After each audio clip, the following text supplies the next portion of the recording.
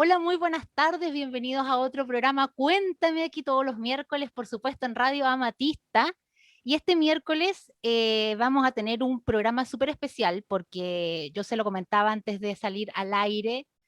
Yo la admiro mucho, encuentro que ella representa a mucha gente que en estos instantes, en todo el mundo, está haciendo un trabajo que es admirable y que yo me emociono muy fácil, así que voy a presentarla nomás, mi querida doctora Carolina Herrera. Bienvenida, ¿cómo está? Muchas gracias, Marcelita. Tú sabes que a mí me encanta la radio. La radio para mí es una compañía. Cuando hacemos turno, yo estoy ahí calladita con la radio puesta en la oreja. A través de eso, tú sabes que si uno trabaja en la UCI no puede estar viendo la tele, así es No, que como claro. que la radio es tu cable a tierra durante muchas horas. Y me encanta si alguien tiene algún interés como por difundir el cómo cuidarnos, el qué vamos a hacer. Pero ahora me he dado cuenta que no solo es importante en el minuto de pandemia, sino que también va a ser importante para después que mantengamos esa especie de conexión con las personas a través de programas tan cotidianos, tan como de conversa, porque las cosas que han pasado en este país en los últimos 20 o 30 años, que es el deterioro horrible de la salud pulmonar y la salud de los chilenos, en 15 años nos hemos puesto 3 veces más obesos, diabéticos, hipertensos, fumadores. Entonces, en algún punto los doctores se desprendieron de su posición como líderes de opinión, se quedaron ahí en las consultas, y yo creo que al contrario, tenemos que poner nuestra profesión al servicio del país, independiente del gobierno de turno. Tenemos que hacer una conexión con las personas, y eso es lo que a mí me mueve.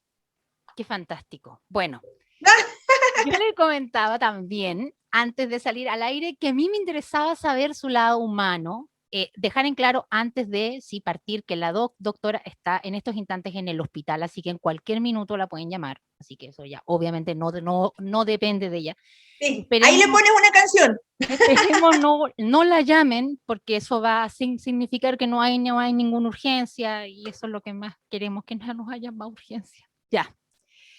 Doctora, ¿sabe por qué me interesa saber más de usted? Porque yo siento que, ya, ser médico, bueno, es ayuda a la gente, ¿cierto? Ya, todo el tema que uno ya sabe.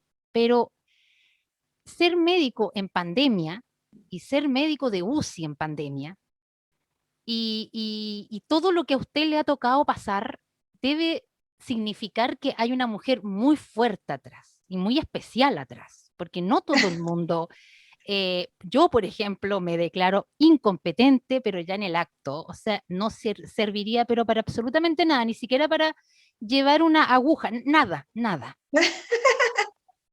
¿Por qué me afectan las cosas? Mucho. Claro.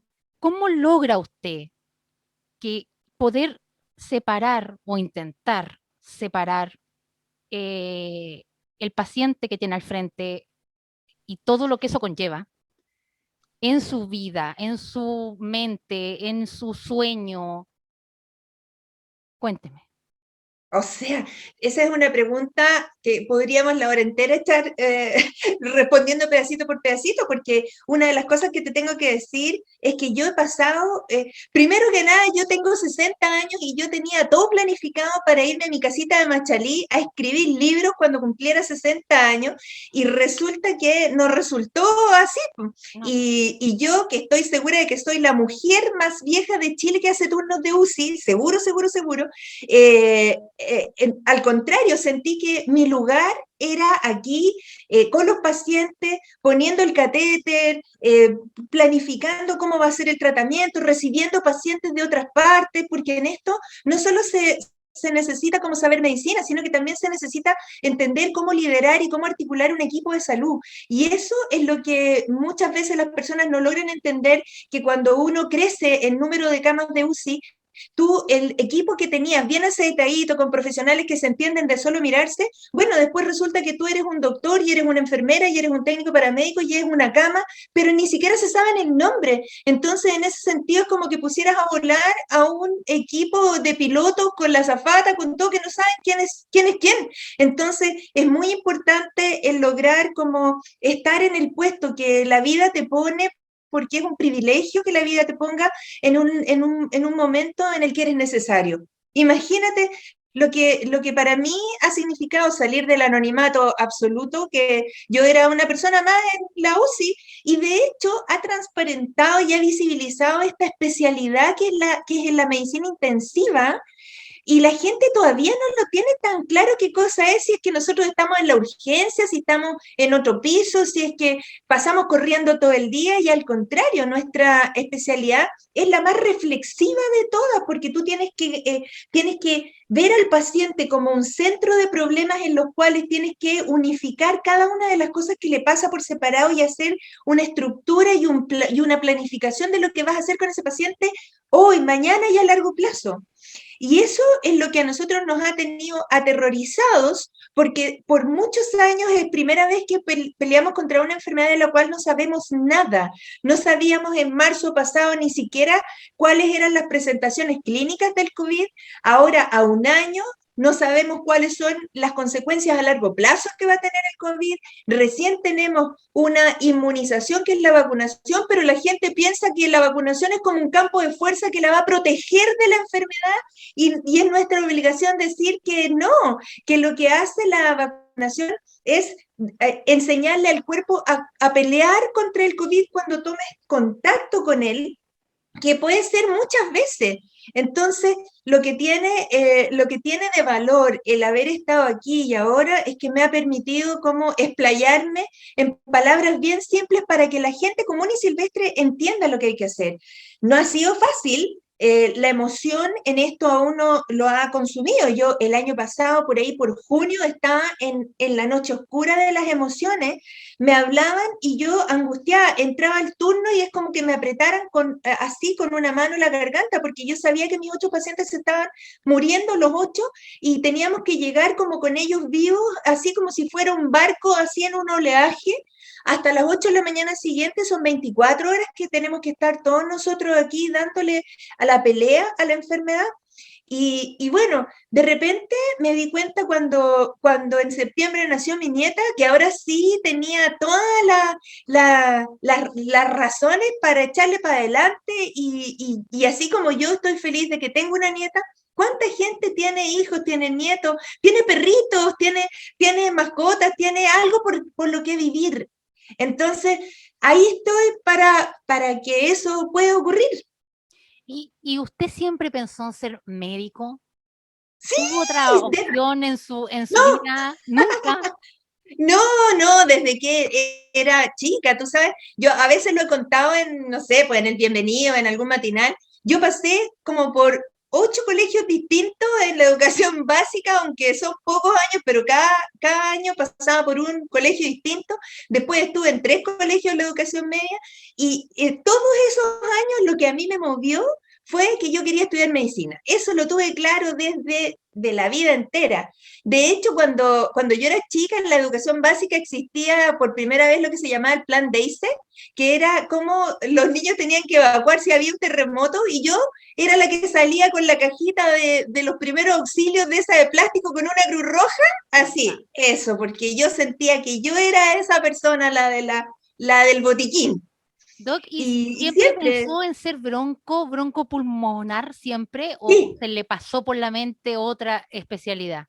no, no, y de hecho también te tengo que contar que no solo pasé por tantos colegios distintos, sino que yo entré a medicina apenas salí del colegio, pero no la hice tan bien, porque hice primero un primer año de medicina para arrancarme de mi casa. Me fui de Santiago a una Concepción maravillosa, que es la Universidad de Concepción, y después me devolví a Santiago, y me devolví a Santiago a odontología, porque no me dio en ese momento el puntaje para medicina. Entonces lo que hicimos fue postular por tercera vez y ahí ya, Diosito, dije, perdona mis pecados, yo de aquí en adelante me agarro a esta profesión, te juro, te juro, te juro, Diosito, que nunca más dejo medicina.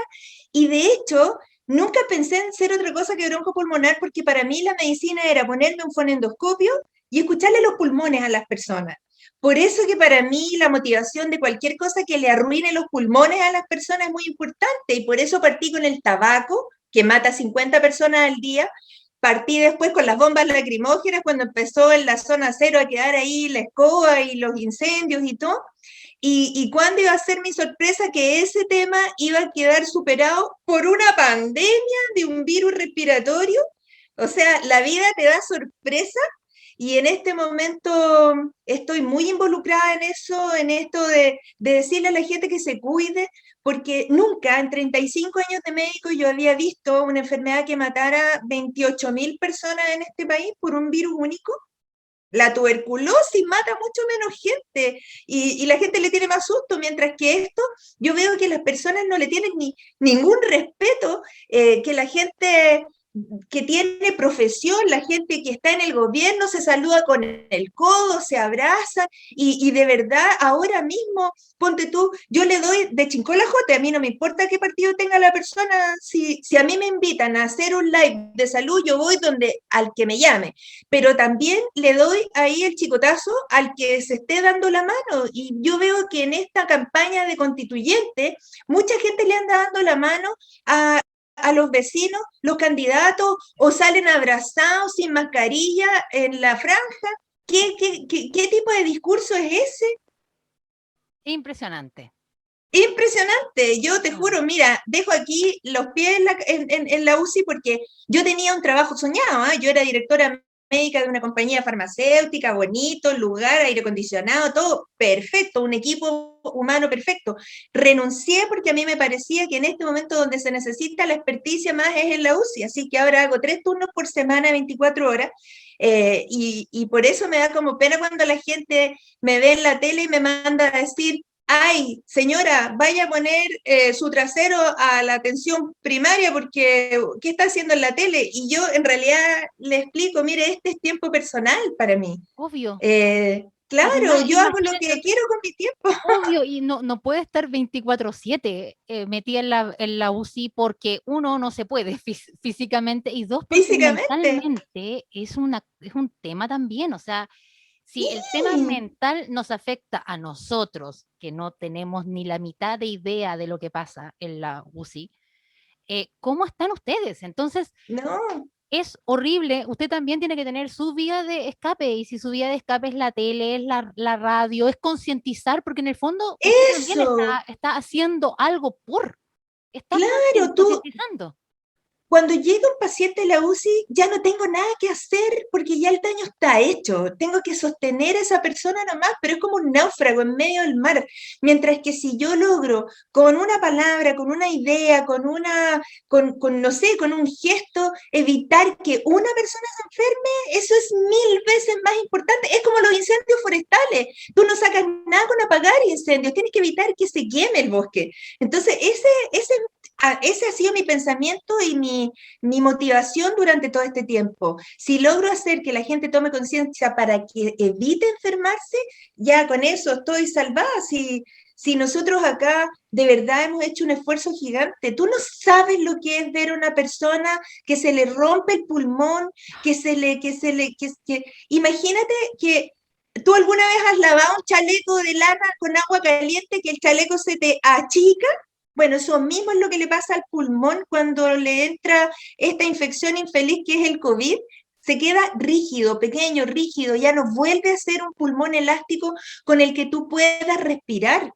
Mira, Marcela, haz así, mete el aire a tus pulmones, y eso es lo que no puede hacer una persona que tiene COVID. Y cuando ya está acá en la UCI, ya es una situación súper compleja porque tú sabes que el coronavirus no tiene tratamiento, entonces lo que nosotros tenemos que hacer es mantener a la persona aferrada a la vida mientras su organismo genera anticuerpos.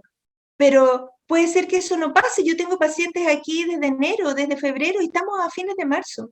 Entonces, aquí aprovecho tu programa tan lindo de Radio Amatista para decir que una cosa es el cuadro infeccioso por el cual el Ceremi te manda 11 días a tu casa si eres caso o 14 si eres contacto estrecho, pero otra cosa muy distinta es el cuadro clínico, es la enfermedad por COVID, que esa te puede durar meses y de hecho todavía no sabemos qué tipo de secuelas te va a dejar a largo plazo, semanas o meses de gente joven como tú, que tiene un perrito chiquitito como la Lulu, pero que no lo puede sacar ni siquiera a la esquina, porque respira cortito. A los 20 años, 30 años, Yo le cuento que yo fumaba y fumaba mucho. Y todo este tema del COVID me hizo llegar de urgencia a una clínica X y me hicieron un TAC de de tórax tórax. pensando que te podía ser COVID y no era, gracias a Dios, pero se descubrió problemas en los Tan pulmones. joven, ya. Entonces, yo también hago un llamado. Yo dejé, obviamente después de esto, nunca más fumé, pero Buenísimo. quizás es demasiado tarde. Entonces, hacer un No, llamado a la nunca gente es que demasiado fuma, tarde. No, pero Doc, no, hacer un nunca es llamado demasiado tarde. a la gente que fuma, que por último, por este tiempo, por último, por este tiempo, deje el pucho de lado, porque no contribuye, porque empeora todo y porque los pulmones necesitan estar lo más limpiecitos posible y lo más sanitos Exacto. posible, por si acaso se pegara el bicho, poder resistir. Hay que ponerse Es en que el... yo te felicito calurosamente porque realmente tu gesto es, es lo que tiene que pasar. Aquí la industria tabacalera de alguna manera nos convenció de dos cosas con la publicidad. Que fumar era rico, era bueno, te ponía más joven, cosa que es mentira porque te salen más arrugas, que fomentaba el deporte, cosa que tampoco a alguien se le ocurriría entrenar a un deportista fumando, por favor, y que la vida era mejor y resulta que la vida es más corta si tú fumas. Bueno, todas esas cosas eran el primer mensaje y el segundo mensaje es que era imposible dejar de fumar, que era súper difícil, que no se podía. Y resulta que sí, que se puede, Puede, que es se un puede. tema de desacostumbramiento que hay que hacerlo y que gracias que tú pusiste el tema, yo puedo contar que al momento de fumar, ¿cierto? Se estimulan unas neuronas de una zona del cerebro que se llama núcleo accumbens, que en 9 segundos descargan dopamina que te produce placer. Pero resulta que terminado de fumar el pucho, descargan las neuronas de otro núcleo del cerebro que te dicen, ¿y mi próxima dosis? Entonces tú estás apretado, ¿cierto?, en ese dilema en que algo te gusta y si lo dejas, te disgusta. Entonces, como que por eso es muy importante tener esa claridad, porque resulta que al fumar se depositan pequeñas partículas inflamatorias en la vía aérea y si te pilla el COVID, que no es que si es que alguna vez se pase por ahí el COVID está en todas partes.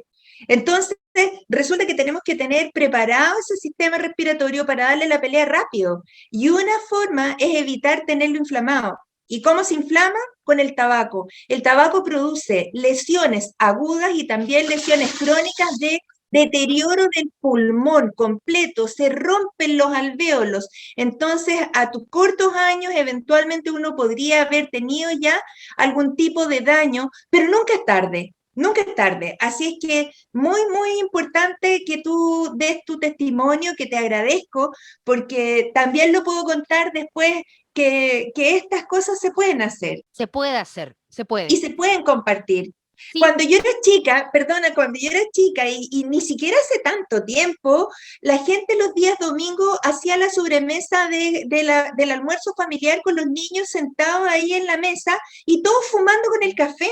Eso en este momento es lo más inadecuado y ya todo el mundo tiene la foto de que eso es inaceptable, ¿sí? Es inaceptable que una madre embarazada fume.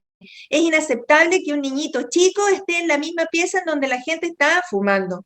Bueno, misma cosa va a ser un tiempo después cuando tú veas que es absolutamente desafortunado que las madres, cosa que yo cometí como error, premien a los niños con así una hamburguesa en la que una pura hamburguesa tiene la cantidad de calorías, de grasa, de sal y de azúcar que la mitad de todos sus requerimientos al día. Entonces también es inaceptable de aquí para adelante ver un metro o un sistema de transporte público en donde la gente está hombro con hombro por una hora desplazándose con suerte. Entonces también tenemos que pensar y replantearnos cómo tienen que ser los espacios públicos. En los hospitales, en los consultorios ya no puede haber más una sala de espera con 40 personas respirando el mismo aire. Claro, es cierto, es cierto. Doc, tenemos tanto que hablar, encuentro que hay tanto tema que hablar con usted, muy Sí, muy entretenido rápido. poder conversar con usted porque hay tantas aristas de esto, hay tantos temas que tocar, está el tema de que se vienen las elecciones, está el tema de que según lo que dicen nuestro ministro y nuestro subsecretario, el transporte público no está comprobado, digamos que ahí está el COVID y que la gente se lo pueda pegar ahí, que tampoco está Pero eso, comprobado lo de el tema religioso, que ahora la Corte Suprema, ¿cierto?, dijo que era inconstitucional y que por lo tanto sí se pueden hacer misa en Semana Santa. Nadie entiende nada, doctora, nadie. bueno, lo primero que yo te tengo que decir es que te agradezco que hayas puesto el punto porque la ausencia de evidencia no es evidencia de ausencia. Y esto que suena como un trabalengua significa que porque a mí no me hayan probado todavía que es malo para la transmisión del COVID que la gente ande en metro, no voy a pensar que eso no es así. ¿Te Porque es fijas? Yo lógica lo que también, creo pues, doc. que claro, pero es que hay que aplicar en el sentido común. Claro, A nosotros nos han metido el dedo en la boca en muchas cosas por muchos años, entre otras la del tabaco, entre otras es que sea feliz, vaya con los niños a comerse la hamburguesa. O sea, te fijas como que siento que somos una manada de corderos en los que el titular es lo importante. Y el año pasado, la única vez que yo me he enojado mucho, de verdad, de verdad, de verdad, fue cuando alguien que no tiene nada que ver con la salud puso en un titular del Mercurio que fumar era protector para el COVID. ¿Te puedes sí, imaginar? me Porque era acuerdo. una especie de reinterpretación o de interpretación antojadiza de un estudio que había salido, etcétera, etcétera. Entonces yo creo que la voluntad de entender las cosas existe, la comprensión lectora que hay en nuestro país no es muy alta, lee el titular y si el titular es malintencionado o te quiere contar una sola parte del problema, puede contártelo, pero nosotros no tenemos que tragarlo así sin analizarlo. Por ejemplo, que todos los días nos digan, bueno, y hay 178 ventiladores disponibles. ¿Qué significa? ¿Qué hay detrás de eso? Que hay 178 aparatos de ventiladores, que Claro, hay 178 camas con personal adecuado para atender esos ventiladores. Eso no nos queda tan claro, porque resulta que nunca habíamos tenido como en esta semana 3 días con más de 7.000 casos, de los cuales aprox entre el 10 al 5% van a requerir UCI en 10 días más. O sea que periférico a las elecciones, al plebiscito y todo aquello, vamos a tener un momento de real saturación de los sistemas de atención de pacientes críticos. Hoy está el 95% de las capacidades de los pacientes, de las camas críticas ocupadas, hoy.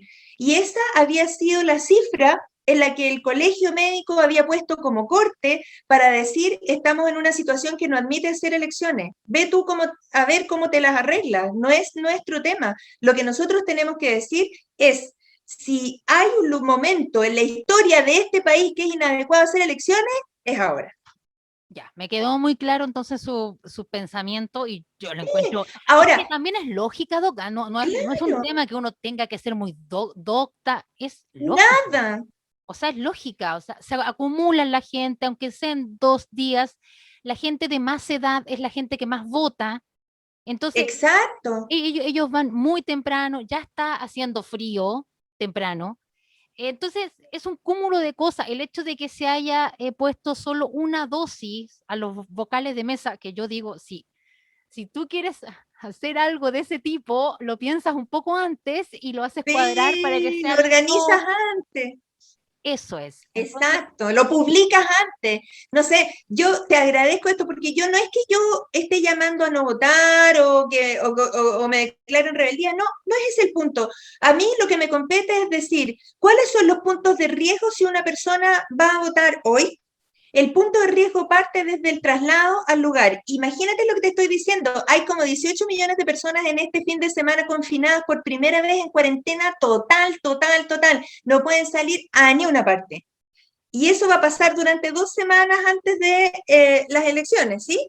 Y sí. de repente entonces dime la lógica que se abra un sábado y un domingo a que toda la masa de votantes inscritos se traslade, ocupe el transporte público, haga la fila, le pase a un tercero, ¿cierto? Su carné, que yo voy a llamar a que no le pase nunca a nadie su carné a alguien que se lo muestre así, pero además en que se tiene que sacar la mascarilla, porque así está estipulado, Claro. que no tiene que hablar, no tiene que abrir la boca cuando se descubra la cara, que no tiene que ocupar un lápiz que le pase a nadie, sino que tiene que llevar su lápiz. Y lo peor del caso es que cuando tú te apoyas en la urna, aunque no tenga cortina, te vas a apoyar en una lámina, en una madera en la cual 100 personas se apoyaron antes y si alguien estornudó, ahí se quedó con uno que haya estornudado el contagio para todos los que votaron en esa urna. Yo te voy a decir una cosa, Marcelita, la lógica no acompaña al ser humano. Si una señora hoy día le hace un cumpleaños a su hijo y le cantan el cumpleaños feliz y le ponen una velita y el niñito que sopla la velita tenía coronavirus, todos los niñitos están enfermos. Entonces, cosas pequeñas pero lógicas no tienen tanto pensamiento en la población. Si no, no andarían los candidatos dándole la mano a todos los vecinos. Vamos a irnos a una pequeña pausa, Doc. A la vuelta vamos a, por supuesto, seguir hablando y también vamos a hablar de la posposición del colegio médico. Me interesa saber qué opina usted de eso porque es un tema que está súper en boga. Y de la credibilidad que yo encuentro que tiene más el Colmed que el gobierno. ¿Eh? Qué impresionante eso. A la vuelta de comerciales, Sí. pero vamos a irnos con temas porque la doctora me pidió antes cancioncita, así que nos vamos a ir con Jamiroquai, Emergency on the Planet Earth, y a la vuelta vamos a ir conversando con la doctora Carolina Herrera, aquí en Cuéntame de Radio Amatista. Estamos de vuelta entonces con la doctora Carolina Herrera. Muchas gracias, Doc, por acompañarnos, por seguir con nosotros aquí en el Cuéntame de Radio Amatista. Y sabe que mientras escuchábamos la canción y mientras estábamos en comerciales, me surgió una consulta. A ver. Yo otra vez hablo de mí. Yo este año de pandemia Ajá. me he hecho 8 PCRs. Ok. Porque he pasado 8 veces resfriada. Entonces, por razones lógicas, uno llega al médico y tiene que haberle pasado a mucha gente. ¿Eh? Uno llega al médico, ¿cierto? Y el médico, por un tema de protocolo, si ve ciertos signos de Ujú. advertencia, manda a hacer el PCR. Gracias a Exacto. Dios, todos negativos. Pero mucha gente deja pasar quizás estos síntomas y piensa, no, si esto es un resfrío común, y lo pasa en su casa y después llega a urgencias cuando ya es demasiado tarde. Ha pasado mucho con la gente joven, yo he escuchado mucho eso, que la gente joven se deje estar, se deje estar, usted creo que dijo eso, que se Sí, dejaba sí. estar. ¿Cómo diferenciar ya un resfrío común de lo que podría llegar a ser un COVID? ¿Y cuándo, si ya sé que tengo COVID, cuándo voy a urgencias y cuándo no, sobre todo ahora? Perfecto. Mira, te tengo que contestar tus preguntas. Siempre tienen muchas preguntas implícitas. El número de gérmenes que actualmente son los virus respiratorios predominantes es una cosa impresionante el año 2020, como cayeron todos los otros que no son COVID. Las infecciones respiratorias por virus son casi siempre como el 60 o el 70, incluso el 80% de los cuadros responsables de los cuadros respiratorios de la población en Santiago, y en promedio son 6 episodios de infección respiratoria viral que uno tiene año a año. Y eso es lo normal, porque tú vas como enfrentando distintos escenarios te cruzas con las personas, normalmente nosotros no usábamos mascarilla, por lo tanto el germen te llegaba directamente a la nariz y la boca. El coronavirus, que tiene esa forma de proteína como es una espina que tiene, ¿cierto? Que por eso mismo se llama corona, se adhiere a la boca, a la nariz, a la garganta, a la mucosa ocular y prolifera en la vía aérea. Por lo tanto, es razonable que si una persona tiene síntomas respiratorios, sea tomada una PCR. Pero ojo, la PCR solo te dice si tú tienes un virus activo proliferando en la vía aérea, que es una cosa distinta, como dijimos recién, a tener la enfermedad inflamatoria ya desencadenada. También es importante señalar que si una persona tiene a repetición estos cuadros de sensación de resfrío, se tiene que hacer un estudio porque podría tener alguna enfermedad debajo. Y eso es muy importante señalarlo, sobre todo si tiene factores de riesgo como el tabaco. Ahora, otra cosa distinta es si tú ya tuviste en algún momento coronavirus. Y eso no se puede ver con una PCR que lo que busca es el material genético del virus en tu faringe.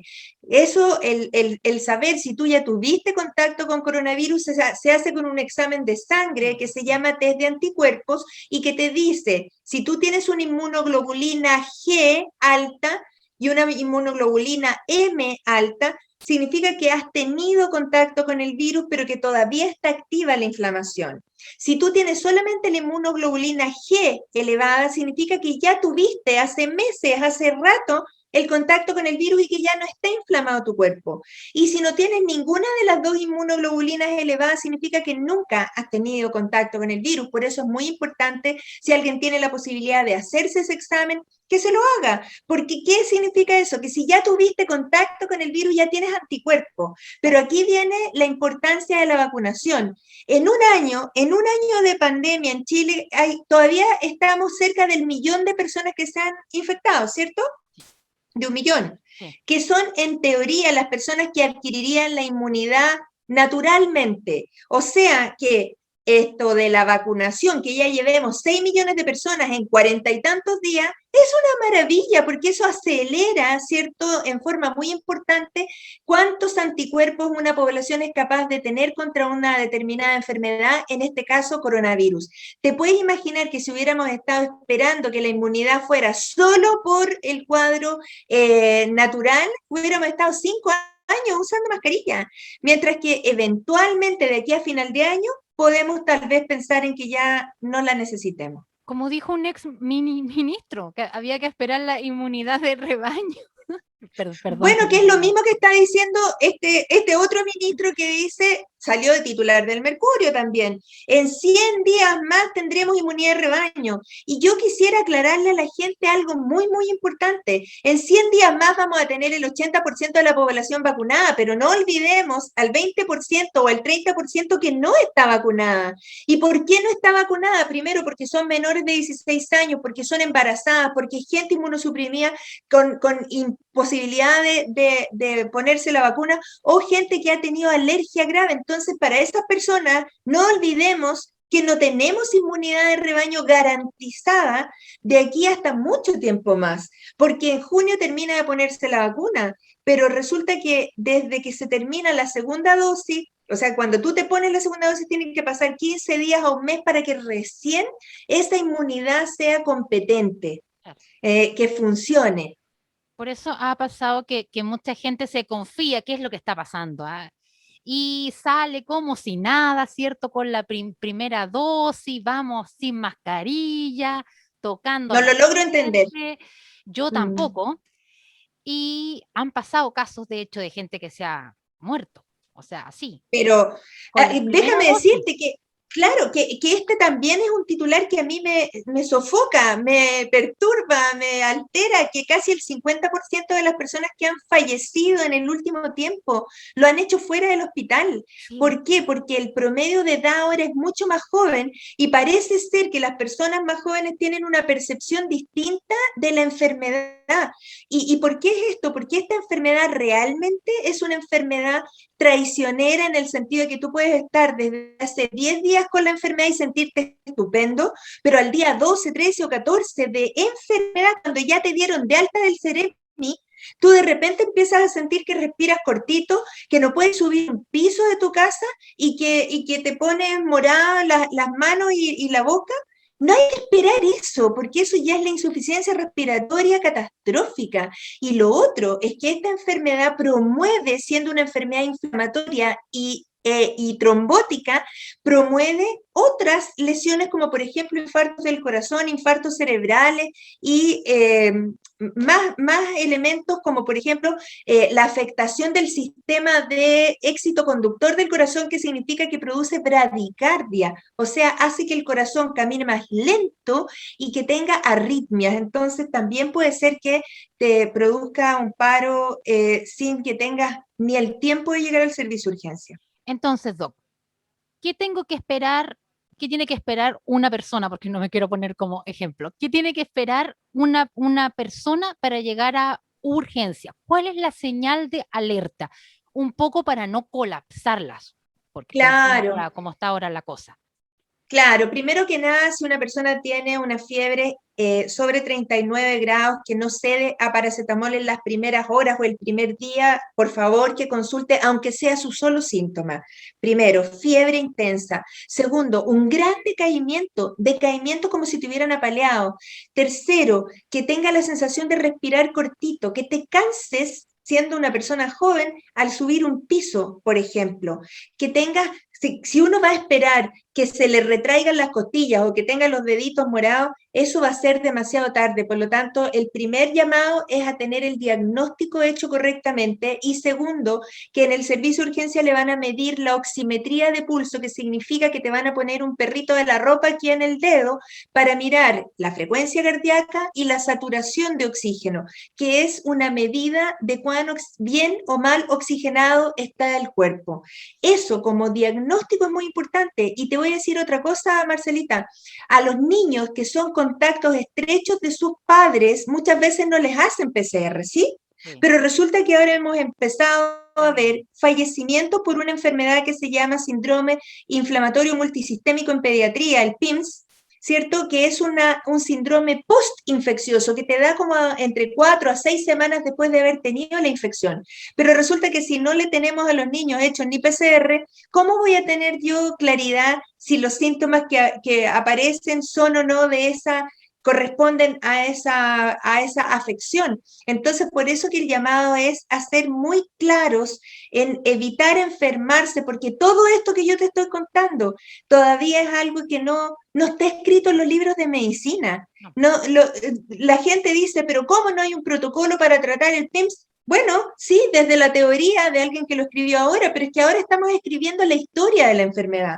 Entonces todavía yo ni siquiera te podría decir qué es lo que le va a pasar a las personas desde el punto de vista respiratorio como una secuela a largo plazo de esta enfermedad.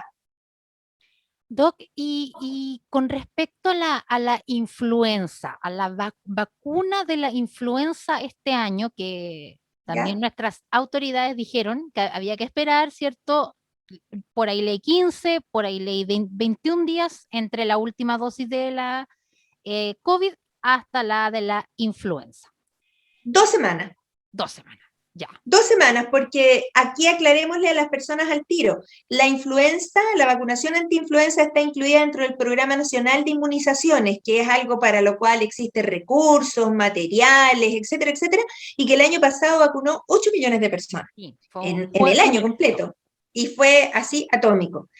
Este año esta campaña de vacunación anticovid es una campaña extraordinaria. De hecho, tenemos que decir que en Chile no se puede comercializar la vacuna anticovid.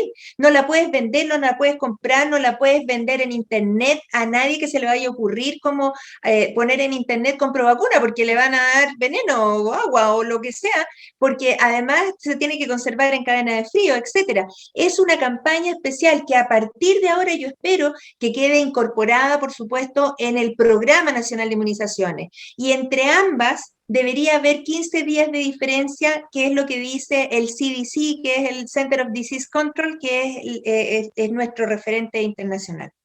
Doc, pero por ejemplo, si a mí me corresponde ponérmela, le invento, mediados de mayo, ¿vale la pena? ¿Me la pongo igual? Sí, Siempre. absolutamente sí. Sí, Aunque sea a siempre vale finales la de pena. mayo, ya, perfecto. Sí, Ya, porque sí, la por gente igual supuesto. puede que piense, no es que ya como que pasó no sé, era abril o si no ya no fue. No, hay que ponérsela sí o sí.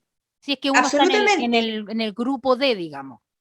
O Sí o sea, sí. en este momento hay que entender que la medicina la definimos los que estamos dedicados a la medicina y por eso es que se ha planificado, porque fíjate qué interesante tu observación, porque resulta que hubo un minuto por ahí por los años 90 en que nosotros veíamos que todos los años se morían, no sé, 1.000 personas con neumonía. 1.000 personas, 1.000 personas. Y resulta que nadie había hecho este análisis de que efectivamente se moría esa cantidad de personas no por neumonía de infección bacteriana, sino que eran virales por influenza. Entonces, el hecho de haber mejorado la cobertura de la vacunación en este país ha ahorrado vidas. ¿Cierto? Si tú quieres a tu mamá y a tu abuelita y quieres pasar este año con ellos en el año nuevo, promuévele que la vacunación, que lleven al día sus calendarios de vacunas, que no se expongan, que usen mascarillas, que se laven las manos y no invites a los vecinos, ni le des abrazos, ni le des besos, porque con ese pequeño gesto es lo que finalmente pone cerca de su boca el virus. Perfecto. Doc, y ahora el Colmed. El Colmed y las declaraciones de la doctora Isquia y todo lo que se ha puesto el énfasis. Porque yo voy más allá de la forma, voy al fondo. Que muy poca gente ha ido al fondo. Sí, claro. Todos se han quedado en la forma en la cual ella se expresó y qué sé yo. Yo no voy a ir a eso, voy a ir al fondo. El colegio médico dice una cosa, el gobierno dice otra. Incluso me llamó la atención hace unos días atrás cuando estaba el ministro Belolio en este punto COVID Uh y -huh. le preguntan por qué no cierran los aeropuertos, ¿cierto? Para los vuelos de Brasil. Y él dice porque Sí. estamos en un estado de derecho. Lo que a mí me sugiere que los otros países que lo están haciendo, entonces no sé qué son. Dictadura, no sé. Y de hecho, Argentina nos cerró todos los vuelos a nosotros, por el paso, debido a nuestros casos. A Debemos ver, cerrar los aeropuertos. ¿A quién tenemos que escuchar, Doc? ¿A quién? bueno, mira, yo te diría que aquí se necesita un poquito de historia. Vamos a mezclar historia con actualidad. Yo que tengo 60 años y que he vivido en relación, digamos, a la realidad en Chile desde los años 70, vimos con mucha pena que a partir del año 73 el Colegio Médico perdió la tuición ética de sus colegiados. Y por lo tanto, de ser una organización de mucho prestigio, en que nosotros podíamos dar una opinión bien intencionada, pero bien categórica sobre la salud, sobre las epidemias, sobre el desarrollo de la profesión médica, de repente eso como que calladito, más bonito. Y mucho tiempo, por muchos años, 20, 30 años, la participación en el colegio médico fue una cosa súper técnica, en que era todo muy aséptico. De repente empieza a aparecer, ¿cierto?, una forma de liderazgo que es más involucrada y yo diría que en este momento la presidenta del colegio médico que a mí me representa y del cual yo soy una socia activa desde el minuto uno que yo egresé, de alguna forma sí, ella misma se disculpó por haber ocupado una palabra que fue un poco ruda, un poco brusca, que fue que las personas eran infelices, ¿cierto? Pero sabes qué, ya que pasó eso porque en realidad la forma no puede afectar el fondo. Si bien es cierto que la presidenta fue elegida con 51% de la votación del colegio médico, representa a todo el colegio médico, entonces siempre tiene que ser muy mesurada en sus palabras. Pero lo que dijo de alguna forma refleja lo que es la realidad que ha pasado. Hay doctores que han recibido menos sueldo en este tiempo que lo que recibían antes. No se han pagado asignaciones en el Sótero del Río, por favor. Los invito a ver gente que tiene especialidad y no ha sido esa especialidad reconocida suficientemente. O sea que lo que dice es cierto. La forma es cuestionable, pero ya se disculpó, pasemos la vuelta a la página. Mira, es lo que yo le digo a veces a las familias de mis pacientes acá en la UCI. Ustedes quedaron enojados por la cara que les puso un doctor, pero nosotros llevamos 50 días atendiendo a su paciente con todo el corazón. Entonces, hay que desprenderse de lo accesorio, y lo accesorio en este momento fue una forma que no la va a hacer más, pero lo importante es el fondo. Si realmente encontramos una tierra debajo de la alfombra, limpiemos eso, que es lo que importa. Además Yo que de igual verdad creo que el Colegio Médico es una institución de mucho prestigio y a la que la gente quiere. y debe ser frustrante para ella y para todos quienes van a la mesa COVID todas las semanas o cada 15 días cuando se haga, y ellos plantean sus puntos de vista, obviamente con un ámbito médico atrás, ¿cierto? Con un respaldo Sí, claro. médico, porque son médicos, y que no te escuchen. O sea, yo igual me pongo en el lado de ella y digo, debe ser, o sea, llega un minuto en el que obviamente, Infructuoso, por lo menos, claro. sí, pues llega el minuto en el que colapsó, quizás no era la forma, como dice usted, pero yo siempre me quedé en el fondo y el fondo es Sí, preocupante. sí, Eh, claro. todo. Y lo que tú decías, que era el tema del cierre de las fronteras, desde luego. En este momento te voy a mencionar que existen cerca de 54 personas que tienen ya identificada la cepa de Brasil, 64 personas que tienen identificada la cepa del Reino Unido, y en India en este momento está identificada una cepa que se llama doble mutante, porque los virus siempre están mutando, pero resulta que hay mezclas de mutaciones que son más contagiosas y otras mezclas más letales. Y hay una variante en la India que se tiene plenamente identificado por lo que nosotros llamamos secuenciación genómica, que es la identificación de como su huella digital, como su número de carnet, ¿cierto?, de la genética, que efectivamente nos tiene que preocupar mucho. Por lo tanto, si es que durante un tiempo eventualmente se pudiera efectivamente cerrar la frontera o hacer que todas las personas que vengan de Brasil pasen por su PCR y cuarentena y se vayan a una residencia sanitaria, eso es lo que hay que hacer, porque lo que tenemos que explicarle a la gente es que esto no va a pasar en 15 días, no va a pasar en un mes. Este es un estado en el que ya estamos instalados con COVID, esto va a ser por años. Entonces, si tenemos que sacar adelante este país, tenemos que hacerlo en modo COVID. Y ese modo COVID pasa por cosas tan simples como no tocarse, que es muy duro, porque resulta que a ti desde la vida entera te enseñaron que un abrazo te conforta, que un saludo es muestra de respeto, que es una descortesía no darle la mano a una persona cuando te encuentras con ella. ¿Cómo le cambias ese switch a las personas? ¿Cómo le cambias eso de un minuto para el otro? Solamente explicándole que esta es una situación excepcionalísima y que en ese sentido este es un esfuerzo que hay que hacer y no con la comunicación de riesgo equivocada, que en este momento es que este es el último esfuerzo, el último empujón, porque no es así. Nadie sabe exactamente cuándo va a terminar esta pandemia. Va a terminar cuando termine, pero durante ese tiempo tenemos que echar adelante este país, no podemos quedar en América. Por aquí yo tenía anotado 114 millones de niños fuera del colegio en América. Es el continente con más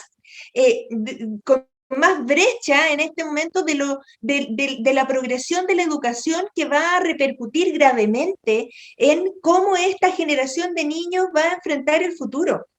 Entonces, yo te diría que aquí el foco de nuestra preocupación tiene que ser, por una parte, echar a andar este país en modo COVID, aprender a hacer esas cosas, luchar por retener, ¿cierto?, por aplanar la curva. No, es inaceptable 7.000 casos en un día, casos nuevos, porque cada uno de esos casos, te repito, va a significar de los 38.000 casos activos que hay en el día, 5 a 8 contactos estrechos, o sea que son mientras más casos tengamos, más rápido se esparce. Entonces tenemos que tratar de disminuir el número de casos activos ahora.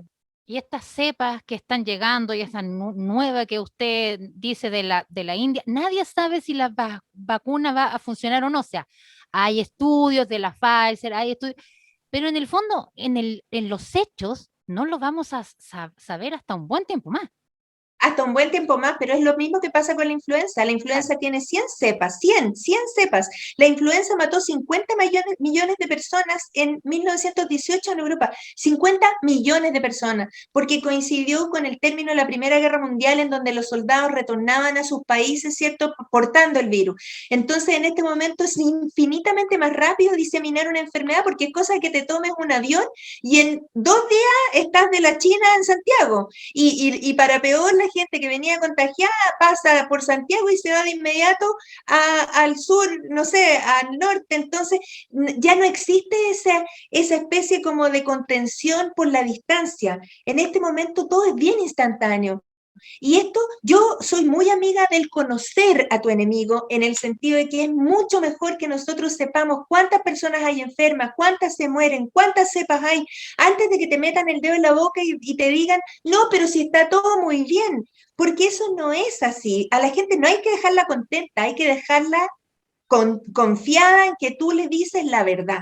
Y yo Y creo la que por verdad ahí va, es lo que va te permite hacer cosas, claro. por ahí va el tema, Doc, yo creo. Por ahí va el tema de la Sí, falta pues. de confianza y por ahí quizás va el tema que la gente no cree porque dicen, no, si este gobierno. Entonces, al final de cuentas, el tema es cierto, pero hay una falta de confianza generada por nuestras autoridades que son las que en el fondo hacen que esta gente no crea en algo que está ahí, que usted ve, usted y mucha gente, ven todos los días cómo llegan gente cada vez más joven y se hace un Y llamado cada vez más siempre grave, sí.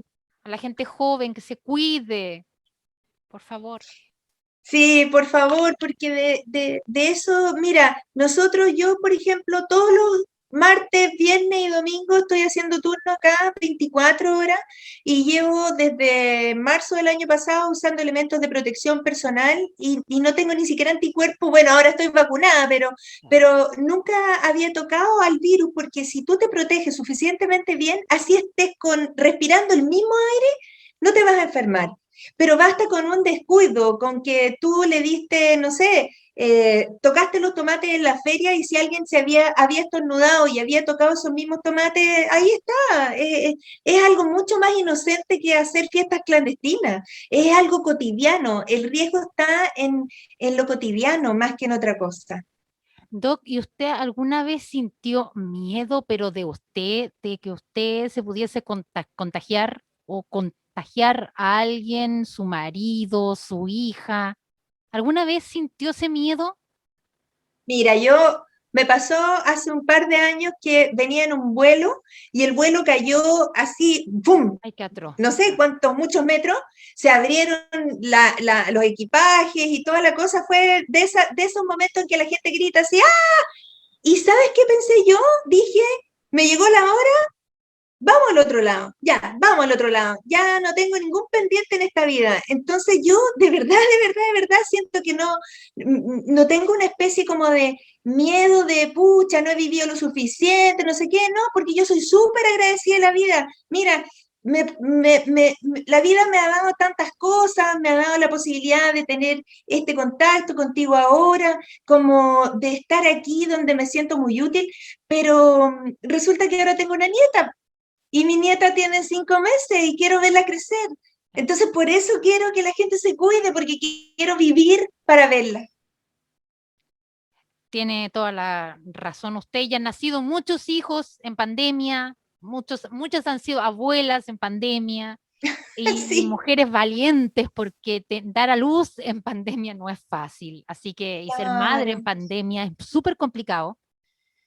Y estar en pandemia para alguien, no sé, alguien sin hijos, ya es complejo. Imagínense con un hijito chiquitito, dar a luz, después con un miedo, me imagino yo. Así que también esas mujeres valientes que asumieron la maternidad en pandemia dentro de lo mejor que se podía.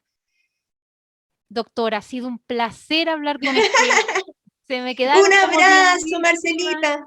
Le mando un abrazo, le agradezco en nombre de todos quienes nos damos cuenta del tremendo, tremendo trabajo que hacen ustedes, todos, ¿ah? Porque la gente dice, no los médicos, el doctor Ugarte, que es un amor también. Hay TENS atrás, hay enfermera, hay kinesiólogo, la gente que hace el aseo, que Todo el desinfecta, tiempo, sí, tienen somos que un estar entre equipo. pacientes. Realmente es mucha, mucha la gente que está atrás y que hace una labor maravillosa y que tiene una fortaleza y es admirable absolutamente y yo creo que merecen mucho más que un aplauso, que es lo que se les daba desde el principio. Yo creo que merecen más Y ahí tiene que estar el gobierno, ¿cierto? Porque de partida, lo quiero decir también, las TENS no ganan bien. No, y Las no TENS estaban a ganar, incorporadas en el código sanitario, ni siquiera estaban imagínate. incorporadas como parte del equipo de salud. Entonces yo creo que esto también ha revelado ese tipo de injusticias que hay que solucionar. No, realmente. Y se han sacado la mugre también. Y entonces, y la han pasado pésimo también, y se han contagiado muchas también. Entonces, Sí, es verdad. sí, sí, como un 25% del personal de salud en el mundo ha tenido complicaciones del contagio por COVID. Y te voy a decir una cosa más golpeadora todavía. Hoy día yo tengo un chat de mi curso de medicina, son muchos doctores que éramos compañeros de curso. Me llegó una circular, que no sé si era restringida, en donde una jefa comunal de salud le decía a sus empleados de la salud primaria que si se enfermaban de COVID les iban a poner una anotación de demérito porque ellos les habían dado medios de protección personal. Yo encuentro No, que eso es de una falta de empatía, pero ya máxima. Así es que yo de verdad creo que en esto no puedes castigar a la persona que está poniendo la cara. Tú sabes que el COVID se elimina por la orina y por las heces, y tú sabes cuál es el trabajo de las TENS, lavar a los pacientes, hacerles el aseo, ser la mano cariñosa de a los pacientes viejitos que están solos aquí porque no está su familia para verlos, de tocarlos, de limpiarlos, de abrigarlos, y le van a poner una nota de demérito si se enferma. increíble. Que alguien me explique eso. No, increíble. Increíble. Increíble. Por eso después la gente se enoja porque la gente sabe estas cosas. Claro. El tema de la licencia también, que Uy, yo me enojé que tanto. al final la gente se enoja y al final, ¿qué pasa? Después se da pie atrás, ¿cierto? Entonces uno siente que hacen las cosas a tontas y a locas, que no piensan. O sea, te puedo decir una cosa, la licencia médica es una prerrogativa de protección al trabajador que los doctores tienen como única posibilidad un médico de hacer en este país, y las matronas, si no me equivoco. No, solamente los médicos. Pero resulta que si tú como paciente optas por acordar con el empleador que tú puedes hacer teletrabajo, entonces, ¿cuál de los dos, que alguien me explique, se va a dar cuenta que tiene insuficiencia respiratoria? ¿Me entiendes? O sea, si en este minuto los trabajadores como clase trabajadora aceptan eso, de verdad que ahí no hay pie atrás. Y después el empleador les va a exigir como si fuera intercambiable el lugar de trabajo con la protección por ser enfermo. Están mezclándose dos cosas que jamás se tienen que mezclar. El derecho a la licencia médica es un derecho ganado de las personas. Ni siquiera voy a ocupar el término trabajador para no herir ninguna susceptibilidad. Si una persona está enferma, necesita reposo. ¿Cuánto reposo? Eso está bien definido por el arte médico, no por el interés económico del empleador. Por supuesto, así es. Y estoy muy de acuerdo con usted. Doctora, muchas gracias, le mando un abrazo muy grande. Bueno, nuevamente le agradezco el haberse dado el tiempo de estar con nosotros a pesar de estar ahí en la UCI. Ojalá sea Sí, menos un, mal que este ratito ojalá fue sea un, tranquilo, pero dígame. entre medio, en el intermedio me fui a hablar con el hospital de Quique, porque tú sabes que nosotros estamos recibiendo, funcionamos en red, entonces así es la vida. Ojalá este turno sea un buen turno dentro de todo. Ojalá. Un beso. Que esté muy bien. Muchísimas gracias por habernos acompañado también a usted en esta conversación en Cuéntame. Nos vemos el próximo miércoles. Que esté muy bien. Chao, chao. Chao, chao.